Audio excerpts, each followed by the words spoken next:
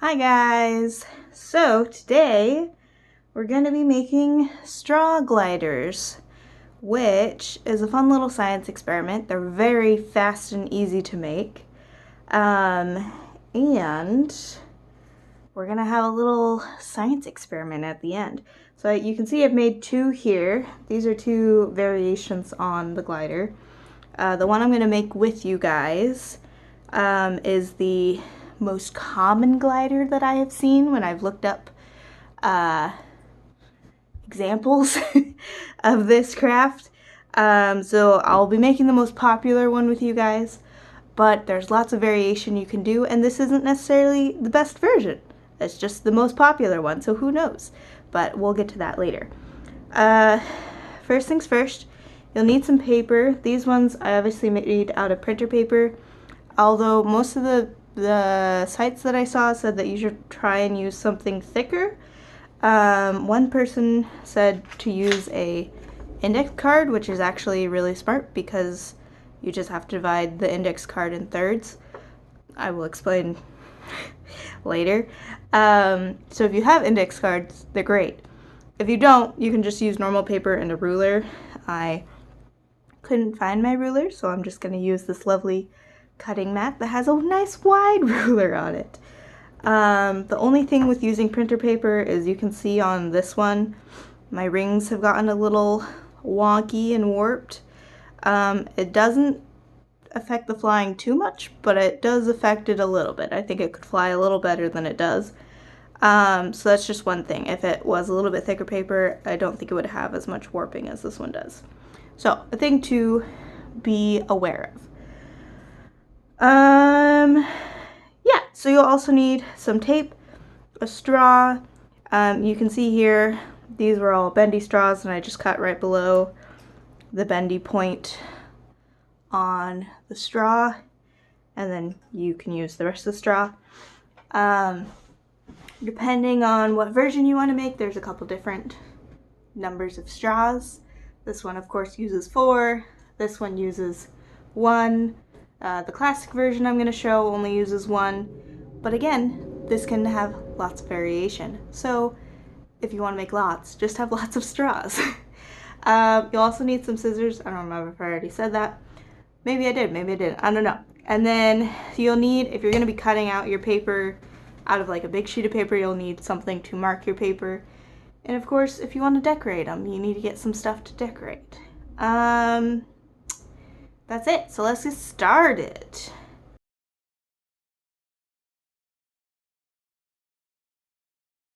So first things first, you're gonna need, this is where a ruler comes in handy.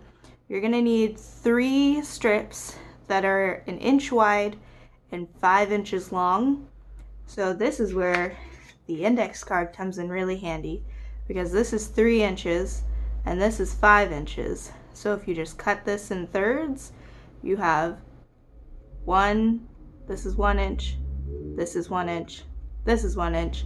So then you have 3 strips that are 1 inch by 5 inches. I hope that made sense. If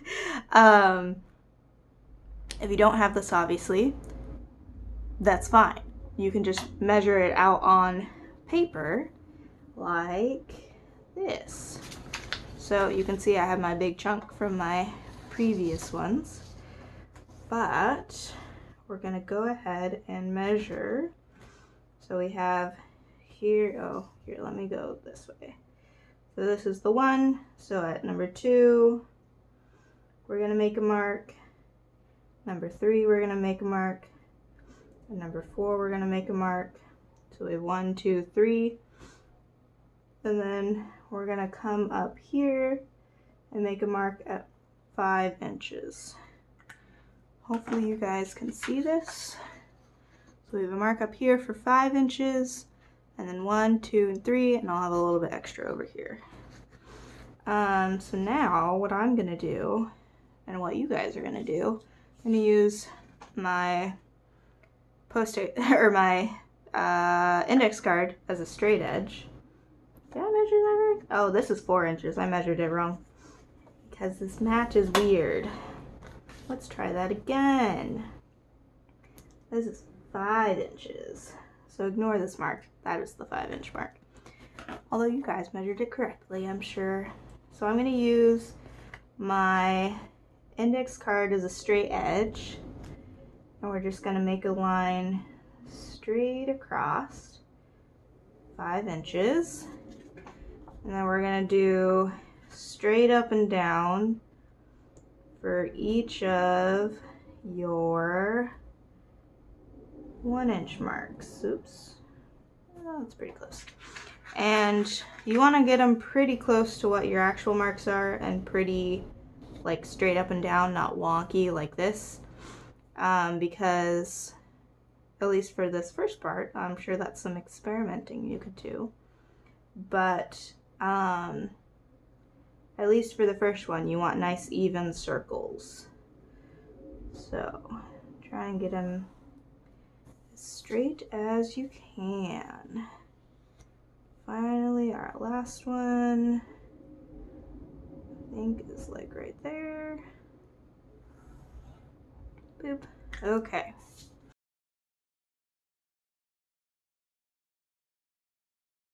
Okay, so let's go ahead and take our scissors and cut them. And you're just gonna cut straight on the lines that you drew.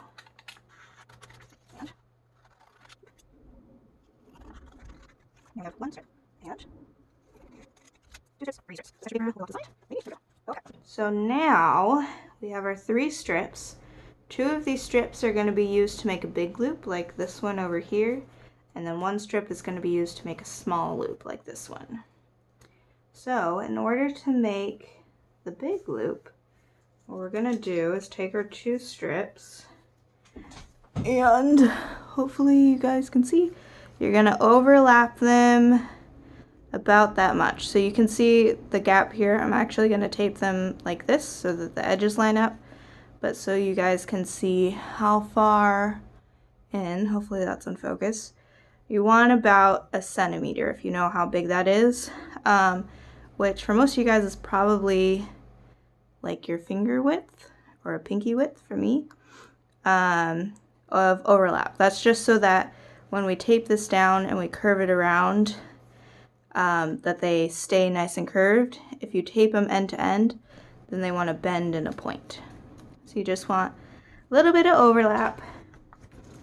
And we're gonna take our tape, maybe if I can get these lined up. We're gonna take our tape and just get a little piece, and we're gonna tape these 2 pieces together. Stay there. And bloop. There we go. So now we have 1 piece that's taped together, and when it is curved, it stays together. If we curve it this way, then it starts to bend, but we'll be curving it this way. So you can see that side is, if you want to tape this side, you totally could, but you won't need to. It'll keep its shape as we bend it this way into the circle. But before we do that, if you want to decorate your flyers, your gliders, whatever you want to call these things, now is the time to do it. This is the easiest time. Everything is flat before we tape it into circles. Now is the time to decorate.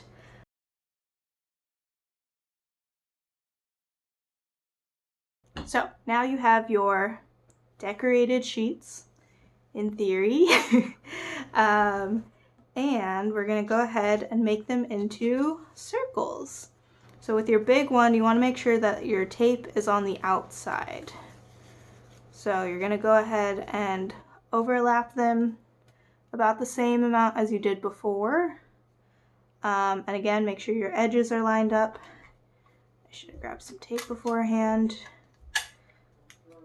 So you're going to grab a little bit of tape. Make sure it overlaps about the same you did before. Alright, so we now have our tape overlapped. We have a nice curved circle with a little flap on either side. But the way that the circle is curved, they're kept nice and tight. So we're now going to do the same thing, but with just 1 strip. So again, you're going to overlap them about 1 centimeter. or you could just estimate. It doesn't need to be super exact. You just need a little bit of overlap. Anyways, we're gonna go ahead and tape our circles together. And again, no, I just said this, but make sure your edges are lined up. And I'm gonna squish my circle back the other way a little bit, so it's more circle-y.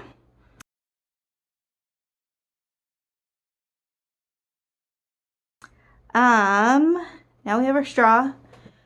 Again, if you had a bendy part on your straw, make sure you just cut right below the bendy part. You just want a straight straw. And now we're gonna finish our flyer. We're gonna connect our circles.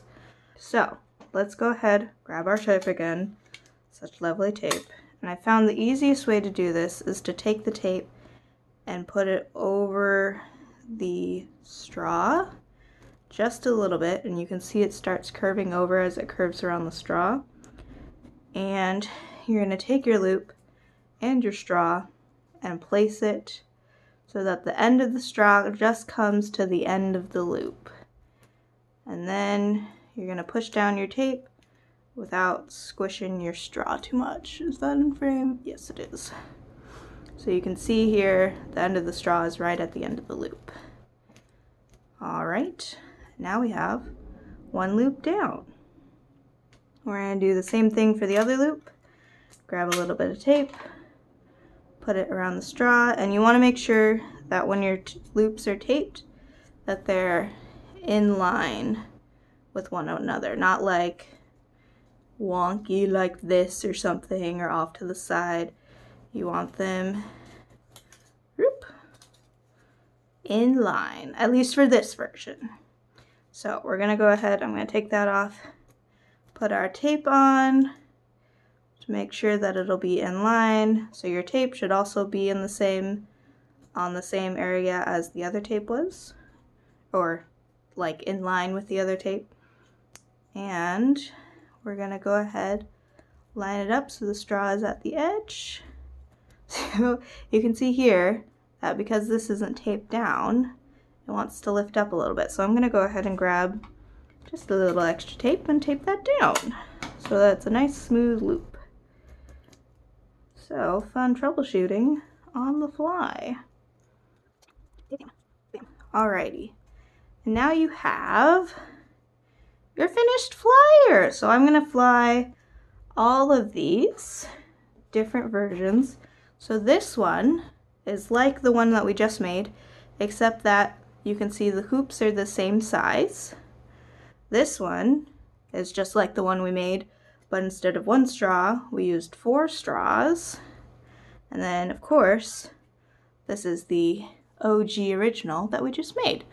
So I'm gonna put, hopefully, a poll up in the corner, and I want you to vote which one you think will fly the farthest. Do you think it'll be the first one, the one that we just made, the middle one with the 4 straws, or the last one that has the same sized loops? Now, we're gonna go fly them. So see you guys at a different angle.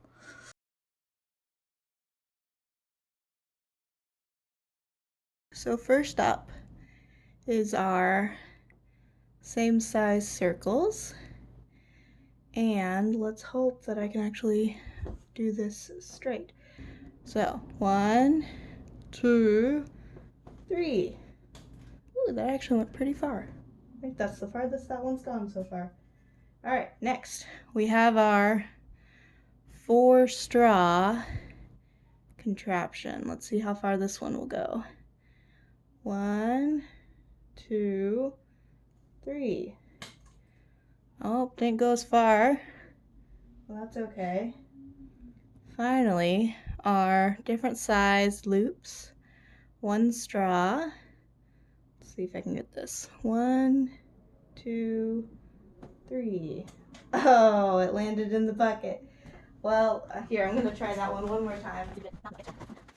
With that, though, why do you think from here, if you look straight on send in the comments below, give me some ideas on why you think it might have curved, and we can talk about it during our Zoom call as well. So, because this one, instead of going straight like the other ones, turned that way into the basket. So let's see if we can get it going straight. 1, 2, 3. Into the basket again. Maybe third time's the charm with this one. Okay, we got this. Oh, I forgot to mention this before. If you do one that is big, small, make sure your small is in front. I will show you what happens when you have the big in front in a moment. But first things first, let's see if we can get this. Let's see if, even if it curves, if it'll... Oh, there we go. Oh, a little bit farther than our single circle. So, those are my results. This is, how far is this? Maybe 10 feet? I'm terrible at estimating results. I think the farthest went like 10 feet or maybe 12 feet across my dining room, which isn't a very big room, but a decent sized room. Now let me show you what happened. Actually, I'm gonna let you guys find out. So, yet another experiment. I told you guys if you do different size circles, to put the small one in front. Try it with the big one in front and see what happens, and try and figure out why that happens, because it's really cool, it's very interesting, and I want to see if you guys can figure it out. So good stuff. Now back to before me. See you soon. We're back again, and here is my propositions to you all. You obviously know which one has flown the farthest, because I do not yet. But whichever one flew the farthest isn't necessarily the best way to make this. So I have a challenge for all of you guys. I want you to try and make the glider that flies the farthest, okay? And then in a couple days, we're gonna have a Zoom call, and I want you guys to show off your flyers and show how far they flew. Maybe have your mom or someone actually like measure out the length, and record it, and we can compare. But there's lots of different things, like even these ones are really simple changes, but there's so many things. You could do 2 big loops, or like right now all of these have the same length in straw, the same width in their hoops, and all of the loops are at the very ends of the straws. Those are all things that you could change. You could make your loops fatter or thinner. You could place your loops inward on the straw, or you could even just cut the straw shorter. Like we have all of these little guys that I cut off. I could totally just cut this and have a little itty bitty flyer. Maybe that one will fly even better. I don't know. I haven't tried it. So, I also saw one that one person, they were trying this with their child, and their child made one with wings on the side. So they had it a loop like this, but then they also added like a piece of paper right here for added wings. And I don't know how far that flew, but if you want to try that, you could totally test it out. This is super, super customizable, and I'm curious on which one will fly the best. And I'm curious on to see all your guys' designs, both on your flyers, on drawing designs, but also how you can construct it. I think at this point, I do have a little bit of science information that may help you out a bit. So we will go ahead and cut to that now on some science behind how these guys work. Time for some science. You get a lovely shot of my floor. But we have here a piece of paper, and this piece of paper is flat. If I let go, of course, it'll fall, and I think most of you know that it'll fall slowly, right? The reason it falls slowly is because there's air in the room, right? And so this air, when it falls, is pushing up against the paper, and it has to move that air out of the way so that it can fall all the way down to the ground. And because there's so much air, it falls really slowly. So as we can see, it takes a couple seconds to fall. But if we take our paper and crumple it up into a little ball, it's the same paper, right? Same weight, but now we took that big area and we've crumpled it up into a little ball. So now when it falls, it only has to move this amount of air out of the way before it can go any lower. So only a little bit. So what are your thoughts? Is it going to fall faster or slower than our big sheet? Let's find out. Oh, you could hear it. You couldn't see it on the camera, but it obviously fell much faster. So the reason for that is because this crumpled up ball that has less surface area, and because of that it has less air resistance. So air resistance is how much air it has to push out of the way in order for it to fall. So your air flyers, these guys right here, have the same thing, right? What they're doing is, instead of having the straw just have this little skinny part for it to fall, they're expanding that surface area through your hoops on here. So now the air has to hit the straw, but it also has to hit inside these areas, which slows it down and makes it fly farther than if you were just throwing the straw. Now, with this piece of information, how do you think you could improve your flyer to make it fly even farther? That is my challenge to you guys, and I'm excited to see your results. One thing I should add, we had like this as an experiment, and it didn't fly very far. One of the reasons, I think at least, that it didn't fly very far is because it's kind of heavy. It has 4 straws that these little bands have to support, right? So that is, while this is maybe more stable, the loops don't flap around as much as these ones do. So you can see that flops around a whole bunch. This one, not so much. They stay pretty much in place because of the straws, but the straws add so much weight that these loops can't support it, or at least not as far as this one can. So, yet another thing that you guys can go out and test. Maybe if you adjust these loops in some way, you can make it so that this one will fly even farther than this one. But I leave that up to you guys to go and experiment and have fun in your little, or maybe not so little, I don't know what age you guys are, but have fun in your homes. These are also really great outside, but you know, it's late at night, so it's really dark outside right now. It was also raining today, so if it's a rainy day, you can still totally fly these inside. They work. If you have a really nice long hallway, that works the best.